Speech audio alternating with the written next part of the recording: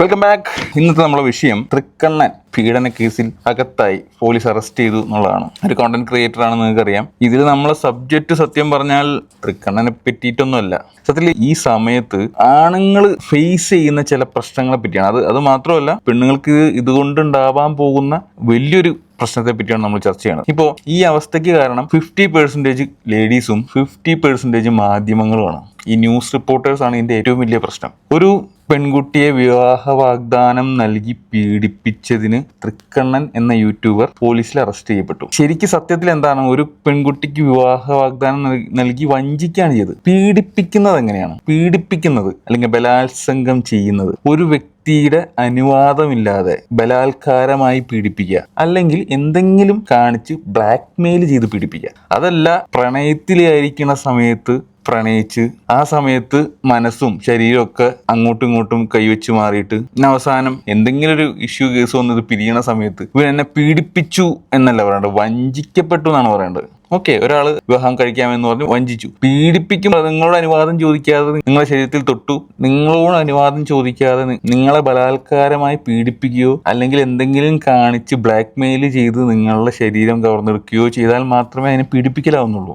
Suppose എനിക്കൊരു പ്രണയം ഉണ്ടായെന്ന് വിചാരിക്കാം. ഞങ്ങൾ ആ സമയത്ത് നോർമലി ഉണ്ടാകുന്ന എല്ലാ കമിതാക്കളെ പോലെ മനസ്സും ശരീരമൊക്കെ വെച്ച് കൈമാറി നിൽക്കുക. ഞങ്ങൾ എന്നെ ഒരു തല്ല് പിടിച്ച് എനിക്ക് അവളെയും അവൾക്ക് എന്നെയും വേണ്ട എന്നൊരു അവസ്ഥയിലേക്ക് എത്തി ഞങ്ങൾ പിരിഞ്ഞു എന്ന് വിചാരിക്കുക. അവിടെ ഒരു പ്രശ്നവും നടക്കുന്നില്ല. പക്ഷേ നേരെ മറിച്ച് ഈ പെണ്ണിന് ഈ ചെക്കനോട് എന്തെങ്കിലും വൈരാഗ്യം ഉണ്ടെങ്കിൽ ഇവൻ അങ്ങനെ വിട്ടാൽ പറ്റൂല. അല്ല, ഇവൾക്ക് അത് പിരിഞ്ഞു പോകണമെന്ന് ആഗ്രഹം ഉണ്ടെങ്കിൽ കുഴപ്പമില്ല, രണ്ടുപേരും കോംപ്രമൈസ് ഒന്ന് പോകുന്നു. നേരെ മറിച്ച് ഈ പെൺകുട്ടിക്ക് എന്തെങ്കിലും ഒരു വൈരാഗ്യം ഉണ്ട്, അവൻ അങ്ങനെ പിരിഞ്ഞു പോകണ്ട എന്ന് പെൺകുട്ടിക്ക് മാത്രം. ആൺകുട്ടിക്കും ആ ഓപ്ഷൻ ഉണ്ടെങ്കിൽ കുഴപ്പമില്ല. പെൺകുട്ടിക്ക് മാത്രം എന്തെങ്കിലും ഒരു ആവശ്യമുണ്ട്, ഇവൻ പിരിഞ്ഞു പോകണ്ടെന്ന് തോന്നിക്കഴിഞ്ഞാൽ അപ്പ പീഡിപ്പിച്ചു, മുന്ന് ഇവൻ ഇവളെ പീഡിപ്പിച്ചു എന്ന് പറഞ്ഞ് കേസ് കൊടുക്കണം. അതെങ്ങനെ ശരിയാവുക? ഇതുകൊണ്ടുണ്ടാവുന്ന പ്രശ്നങ്ങൾ എന്താന്ന് വെച്ചാൽ, യഥാർത്ഥത്തിൽ സ്ത്രീധന കേസ് പറഞ്ഞു അല്ലെങ്കിൽ പല കേസ് പറഞ്ഞ് പീഡിപ്പിക്കുന്ന യഥാർത്ഥത്തിൽ പീഡനം അനുഭവിക്കുന്ന പെൺകുട്ടികളുണ്ട്. അവർക്ക് നീതി ലഭിക്കില്ല ഇത്തരം ആൾക്കാർ കാരണം. അതൊക്കെയാണ് ഇതിലത്തെ പ്രശ്നം. പീഡനം അനുഭവിക്കുന്ന പെൺകുട്ടികളുണ്ട്, ആൺകുട്ടികളുണ്ട്. ഈ മാനം എന്ന് പറയുന്നത് പെൺകുട്ടികൾക്ക് മാത്രമല്ല, ആണുങ്ങൾക്കും കൂടിയുള്ളതാണ്. ഇപ്പൊ ആണുങ്ങൾ എങ്ങനെയൊക്കെ എന്തൊക്കെയാണോ ഒരു പെൺകുട്ടിയെ കാണിക്കുന്ന അതേ വികാരത്തോടെയാണ് പെണ്ണുങ്ങൾ ആണുങ്ങളെയും അപ്രോച്ച് ചെയ്യുന്നത്. പണ്ടത്തെ പോലെ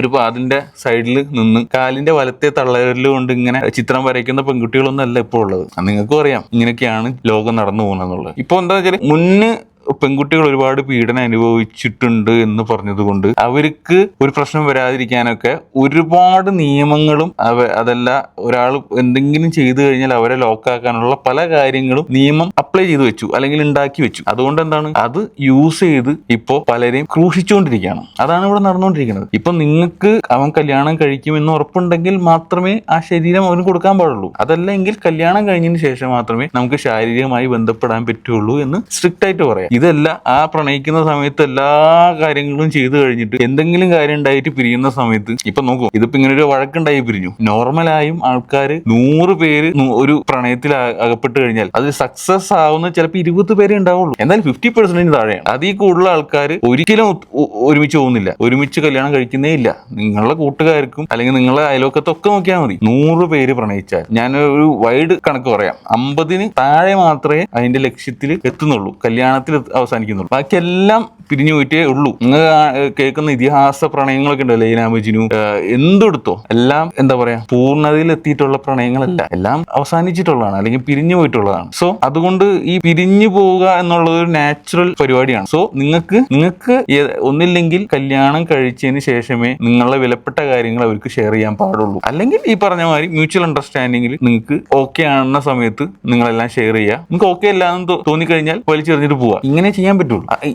ഇത് മാത്രമല്ല, പ്രധാന പ്രശ്നം എന്താണെന്ന് വെച്ചാൽ, ഇതിനെ വളരെ വലുതാക്കി സ്പ്രെഡ് ചെയ്യുന്നൊരു സമൂഹമാണ്. കാരണം വെച്ചാൽ, ഒരു ന്യൂസ് ചാനൽ ഇങ്ങനെ ഒരു ന്യൂസ് കിട്ടിക്കഴിഞ്ഞാൽ പീഡിപ്പിക്കപ്പെട്ടു എന്നൊരു ടാഗ് ലൈൻ എഴുതി വന്നു കഴിഞ്ഞാൽ അതിന് വ്യൂവേഴ്സ് ഒരുപാട് വർദ്ധിക്കും. അതുകൊണ്ട് ഇവര് എങ്ങനെയാണോ ഇതിനെ വളച്ചൊടിച്ച് കുറച്ചും കൂടി വ്യൂവേഴ്സിനെ കൂട്ടാൻ പറ്റുന്ന രീതിയിലേക്ക് എത്തിക്കുക എന്നുള്ളതേ ഈ ന്യൂസ് ചാനലുകൾ നോക്കുള്ളൂ. ഒരു പ്രണയം ഉണ്ടാകുകയും ആ പ്രണയത്തിൽ വഞ്ചിക്കപ്പെടുകയും അല്ലെങ്കിൽ ആ പ്രണയം പ്രണയിച്ചിട്ട് അവർ തമ്മിൽ പേഴ്സണലി എന്തെങ്കിലും പ്രശ്നം ഉണ്ടാക്കി പിരിയുമ്പോൾ ചില പണ്ടത്തെ കാമുകന്മാരെന്താ വെച്ചാൽ അന്ന് കൊടുത്തിട്ടുള്ള ലെറ്ററുകൾ, ഫോണുകൾ, വാങ്ങിക്കൊടുത്തുള്ള ഷർട്ടുകളെല്ലാം തിരിച്ചു വാങ്ങിച്ച് അങ്ങോട്ടും ഇങ്ങോട്ടും കൊടുത്ത് ബന്ധം അവസാനിപ്പിക്കും. എനിക്ക് നിന്നായിട്ടൊരു ബന്ധമില്ല, അങ്ങനെ കാര്യങ്ങളൊക്കെ പറഞ്ഞു. ഇത് അതിൽ കൂടുതൽ എന്തെങ്കിലും കൊടുത്തിട്ടുണ്ടെങ്കിൽ അത് ചിലപ്പോൾ പോലീസിൽ പോയി പരാതിപ്പെട്ട് കഴിഞ്ഞാൽ ഇപ്പോഴത്തെ നിയമം വെച്ചിട്ട് അയാൾക്ക് ശിക്ഷ കിട്ടും. പക്ഷെ എന്തിനാണ് ഇത് ഇവർ കൊടുക്കുന്നത്? പ്രണയത്തിലായിരുന്ന സമയത്ത് കൊടുത്തിട്ടല്ലല്ലോ ഇതൊക്കെ പ്രശ്നം വരുന്നത്. ബലാത്സംഗം ചെയ്യുകയോ അല്ലെങ്കിൽ എന്തെങ്കിലും കാണിച്ച് ബ്ലാക്ക്മെയിൽ ചെയ്യുകയോ അല്ലല്ലോ. ഇതൊന്നും എവിടെയും ശരിയുള്ള കാര്യമല്ല. അതുകൊണ്ട് ദയവ് ചെയ്ത് സ്ത്രീകളോട് പറയാനുള്ള കാര്യം എന്ന് വെച്ചാൽ,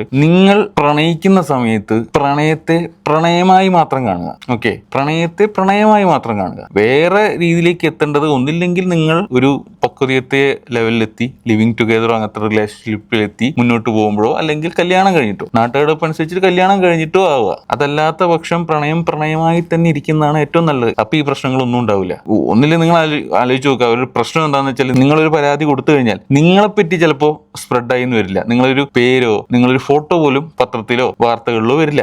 നിങ്ങൾ ചിലപ്പോൾ ഒരു അയൽവക്കം അല്ലെങ്കിൽ ഒരു മാക്സിമം ഒരു പഞ്ചായത്ത് മൊത്തം അറിയുള്ളൂ ഇതാണ് ആ പെൺകുട്ടി എന്നുള്ളത്. അതും അറിയാൻ ചാൻസ് ഇല്ല. എങ്കിലും നമ്മളൊരു ഇത് എടുക്കുമ്പോൾ ഒരു മാക്സിമം ഒരു പഞ്ചായത്ത് അറിയും. നിങ്ങൾ ആ പഞ്ചായത്ത് വിട്ടൊരു 3-4 പഞ്ചായത്ത് മാറി ഒരു വീടെടുത്ത് താമസിച്ചാൽ തീരാവുന്ന പ്രശ്നമേ ഉള്ളൂ. മാക്സിമം ഒരു 2 മാസം ആൾക്കാർ വരും, വേണ്ട ഒരു കൊല്ലം. അത് കഴിഞ്ഞാൽ നിങ്ങൾ വേറെ സ്ഥലത്ത്, നിങ്ങൾ ഏതോ ഒരു പെൺകുട്ടി ഏതോ ഒരു സ്ഥലത്ത് ജീവിക്കുന്നു, അങ്ങനെ പോകുന്നു. പക്ഷെ ഈ ആണിന്റെ കേസ്, പ്രത്യേകിച്ച് ഇപ്പൊ ഈ തൃക്കണ്ട കേസ് എടുക്കുകയാണെങ്കിൽ അവനൊരു ഇൻഫ്ലുവൻസറാണ്, ഒരു കോണ്ടന്റ് ക്രിയേറ്റർ ആണ്. അവന് കേരളത്തിൽ എവിടെ പോയാലും ഈ ഒരു ബേസിൽ അറിയപ്പെടുള്ളൂ. അതുകൊണ്ട് ആണുങ്ങൾക്കും വേണ്ടി സംസാരിക്കാനും ആണുങ്ങൾക്ക് ഇത്തരം പ്രശ്നങ്ങൾ ഉണ്ടാകുമ്പോൾ അല്ലെങ്കിൽ പർട്ടിക്കുലറി അല്ലെങ്കിൽ ഒരാളെ ഉന്നം വെച്ച് ഇങ്ങനെ ചെയ്യാനായിട്ട് നിയമത്തെ ക്രൂശിക്കുന്നവർക്കും തിരിച്ചടി വരണം. ഇപ്പോ സിനിമ ഇൻഡസ്ട്രിയുടെ കാര്യം തന്നെ എടുക്കാം. എത്രയോ ആൾക്കാർ എന്തൊക്കെ പറഞ്ഞു കേട്ടാൽ അറയ്ക്കുന്ന രീതിയിലുള്ള കാര്യങ്ങളാണ് ന്യൂസ് ചാനലിലൂടെ ആണുങ്ങൾക്കെതിരെ പറഞ്ഞത്. അതിൽ കുറെയൊക്കെ സത്യമുണ്ട്, സത്യമില്ലാത്തതുണ്ട്. സത്യമുള്ളതൊക്കെ ഇപ്പൊ കേസായിട്ട് നടക്കുന്നുണ്ട്, സത്യമില്ലാത്തതൊക്കെ അവിടെ പോയി. നിവിൻ പോളിനെ കുറിച്ച് പല ആൾക്കാരെ കുറിച്ചിട്ടും കേട്ടാൽ അറയ്ക്കുന്ന കാര്യങ്ങൾ വായ തോന്നിയ പോലെ വിളിച്ചു പറയണം. വർഷങ്ങൾക്ക് മുമ്പ് നടന്ന കാര്യങ്ങൾ, ഇപ്പോഴല്ല വർഷങ്ങൾക്ക് മുമ്പ് നടന്ന കാര്യങ്ങളാണ് പറയുന്നത്. എന്നാൽ ഇതൊക്കെ ഫേക്ക് ആണെന്ന് അറിഞ്ഞിട്ട് ഈ പെൺകുട്ടികൾക്കെതിരെ എന്തെങ്കിലും നടന്നോ? അവരെ ഫേസ് പോലും പുറത്തു വന്നില്ല.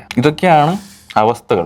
ഇതിനെതിരെയാണ് പ്രതികരിക്കേണ്ടത്. ഈക്വാലിറ്റി, എല്ലാവർക്കും തുല്യ വേതനം, തുല്യനീതി എന്നൊക്കെ പറഞ്ഞു തന്നിട്ട് ഏറ്റവും കൂടുതൽ ഈ പരിപാടിയിലെ ഈ തുല്യനീതി, തുല്യവേതനം എന്നൊക്കെ പറയുന്ന പരിപാടികളുടെ അഡ്വാൻറ്റേജ് മാത്രം യൂസ് ചെയ്യുന്നവരാണ് ഈ പെണ്ണുങ്ങൾ. അഡ്വാൻറ്റേജ് മാത്രം യൂസ് ചെയ്തിട്ട് അതിന്റെ ഡിസഡ്വാൻറ്റേജുകളെല്ലാം പണിയെടുക്കേണ്ട സ്ഥലത്ത് പണിയെടുക്കില്ല. അവിടെ ഈക്വാലിറ്റിയും ഇതൊന്നുമില്ല. അവിടെ പെണ്ണെന്നുള്ള ഒരു പരിഗണന കിട്ടണം, ഈക്വാലിറ്റി ഇല്ല. വേറെ ഏതെങ്കിലും സ്ഥലത്ത് ഒരു വീക്കായിട്ട് നിൽക്കുന്നുണ്ടെങ്കിൽ അവിടെ വേണം, അവിടെ തുല്യത വേണം, അവിടെ തുല്യ വേതനം വേണം. ഇപ്പൊ 1 മണിക്കൂറോളം ക്യൂ നിന്നിട്ട് ഒരിടത്ത് ബില്ലടയ്ക്കാൻ നിന്ന് കഴിഞ്ഞാൽ ഒരു ലേഡി വന്നിട്ട് നൈസായിട്ട് ആ സൈഡിൽ വന്ന് എന്നിട്ട് അങ്ങോട്ട് ബില്ലടച്ചു. ചോദിക്കുമ്പോൾ ഞാൻ പെണ്ണല്ലേ, പെണ്ണിനും ആണിനും സെപ്പറേറ്റ് ലൈൻ ഉണ്ടെങ്കിൽ ഓക്കെ. അതല്ലാത്ത പക്ഷം 1 മണിക്കൂറായിട്ട് അവിടെ നിൽക്കുന്ന ആണുങ്ങളുണ്ട്. ഒരു 10 മിനിറ്റ് കൊണ്ട് ഈ പെണ്ണൊന്ന് അടച്ചു പോകുന്നത് ശരിയാണോ? ഇവർക്കും കാര്യങ്ങളുണ്ട്, ഇവർക്കും പല പ്രശ്നങ്ങളുണ്ട്. പക്ഷെ പെണ്ണുങ്ങൾക്ക് ഒരു പ്രത്യേക പരിഗണന ശരിയല്ല. നിങ്ങൾ ആദ്യം വന്ന ഒരാൾ, അത് പെണ്ണാണോ ആണാണോ എന്നില്ല, ആദ്യം ബില്ലടയ്ക്കാൻ വന്ന ആൾ ആദ്യം ബില്ലടയ്ക്കും. അത് കഴിഞ്ഞിട്ട് വരുന്ന ആൾക്ക് കൊടുക്കാൻ പാടുള്ളൂ, അത് ആണായാലും പെണ്ണായാലും. അപ്പൊ ആ നേരത്ത് ഇപ്പൊ 1 മണിക്കൂറോളം ആണുങ്ങൾ ക്യൂ നിന്നോളും, കുഴപ്പമില്ല. പെണ്ണുങ്ങൾക്ക് കാല് കഴിക്കും, അല്ലെങ്കിൽ പെണ്ണുങ്ങൾക്ക് കാലുവാനുണ്ട്, അല്ലെങ്കിൽ പെണ്ണുങ്ങൾക്ക് എത്രയും പെട്ടെന്ന് വീടെത്തണം എന്ന് പറയുന്നത് ശരിയല്ല.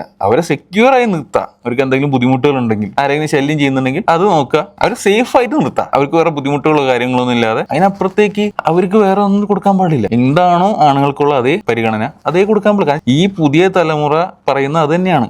ആണുങ്ങൾ ചെയ്താൽ ഞങ്ങൾക്ക് ചെയ്താൽ എന്താ, ആണുങ്ങൾക്ക് ചെയ്യുന്ന അതേ കാര്യം തന്നെ ഞങ്ങൾക്കും ചെയ്യണം, ചെയ്യട്ടെ. അതിന്റെ ഉദാഹരണം നിങ്ങൾക്ക് നോക്കിയാൽ ഒരു ബസ്സിൽ നിങ്ങൾ എടുത്ത് നോക്കിക്കഴിഞ്ഞാൽ, ബസ്സിൽ പെണ്ണുങ്ങളുടെ സീറ്റിൽ ആണുങ്ങൾ കയറി ഇരുന്ന് കഴിഞ്ഞാൽ എഴുന്നേക്കാൻ പറയും, ഇത് പെണ്ണുങ്ങളുടെ സീറ്റാന്ന് പറയും. പക്ഷെ നിങ്ങൾക്ക് ശ്രദ്ധിച്ചറിയാം, തിരക്കുള്ള സമയത്ത് ആണുങ്ങളുടെ സീറ്റിലായിരിക്കും ഓൾമോസ്റ്റ് പെണ്ണുങ്ങൾ. ഇപ്പൊ ഒരു 10 റോ ഉണ്ടെങ്കിൽ 5 റോ പെണ്ണുങ്ങൾക്കാണെങ്കിൽ 5 റോ ആണുങ്ങൾക്കായിരിക്കും. ഇതിൽ 7-8 റോയ്ക്ക് പെണ്ണുങ്ങളായിരിക്കും. നിങ്ങൾ ആ ബസ്സിൽ സീറ്റിൽ ഇരിക്കുമ്പോൾ ശ്രദ്ധിച്ചാൽ മതി, പെണ്ണുങ്ങളുടെ സീറ്റിൽ ആണുങ്ങൾ ഇരിക്കും. പെണ്ണുങ്ങളുടെ സീറ്റിൽ ആണുങ്ങൾ ഇരുന്ന് കഴിഞ്ഞാൽ അപ്പം എഴുന്നേപ്പിക്കും, പെണ്ണുങ്ങളുടെ സീറ്റാണ് എഴുന്നേക്ക് ഞങ്ങൾക്ക് ഇരിക്കണം എന്ന് പറയും. പക്ഷെ ആണുങ്ങളുടെ സീറ്റിൽ അത് കഴിഞ്ഞ് ബാക്കോട്ട് വരുമ്പോൾ ആണുങ്ങളുടെ സീറ്റിൽ പെണ്ണുങ്ങൾ ഇരുന്നാൽ എത്ര ആണുങ്ങൾ പറയും, ഇത് ഞങ്ങളുടെ സീറ്റാണ്, നിങ്ങൾ ഫ്രണ്ടിൽ കയറി എന്ന് പറയില്ല. പക്ഷെ പെണ്ണുങ്ങൾ അങ്ങനല്ല, നിങ്ങൾ എന്താ ഇവിടെ ഇരിക്കണം, നിങ്ങൾ ബാക്കിൽ പോയിരിക്കും, ഇത് പെണ്ണുങ്ങളുടെ സീറ്റാ എന്ന് പറയും. നിങ്ങൾ ശ്രദ്ധിച്ചോ, ഒരു ബസ്സിൽ കയറിയാൽ നിങ്ങൾക്ക് മനസ്സിലാവും. ഒരു ബസ്സിൽ ബാക്കിലോട്ട് എത്രത്തോളം പെണ്ണുങ്ങൾ ഇരുന്നാലും അവിടെ ഒരു പ്രശ്നം ഉണ്ടാവില്ല. നേരെ മറിച്ച് ആണുങ്ങൾ ഫ്രണ്ടിലേക്ക് കയറി ഇരുന്ന് കഴിഞ്ഞാൽ ഉറപ്പായിട്ട് എഴുന്നേപ്പിക്കും. ഈ ഒരു കൂടുതലും ഈ ഒരു 10, 30, 35 പ്രായമുള്ള ചേച്ചിമാർക്കാണ് കൂടുതൽ പ്രശ്നം വരും. നിങ്ങൾ എന്താ ഇവിടെ ഇരിക്കണം, ബാക്കി പോയി, ഇത് പെണ്ണുങ്ങളുടെ